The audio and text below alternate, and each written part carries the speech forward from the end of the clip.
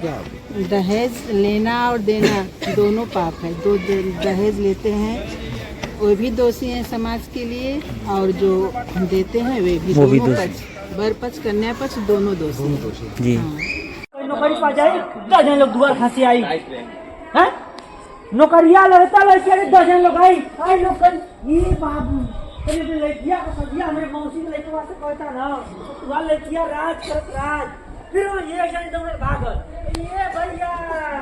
तेरे पे लड़किया सदिया हमारे ऊपर लड़के वास्ते कहता ना वहाँ लड़किया चरतली पर राज करत खाली भले लड़किया के नौकरी लगले का जरूरत है 10 जन लोग आई पूछे हैं आवाज करो बड़का चक्का मांगा करो संविधान के नियम कुछ मालूम हुए जी। और बाल विवाह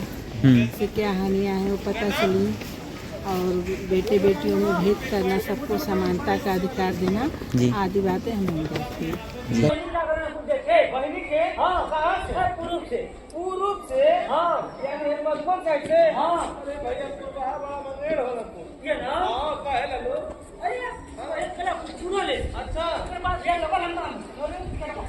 चक्का ये सी वाशिंग मशीन इंडक्शन द्वारा के बाप है तो भाई समझला अरे बाप रे बाप पहले कल कुछ छोड़ना चाहिए हां बतावा घर छोड़ के पूल मांग देला हां का कइला बनी का हां पूरा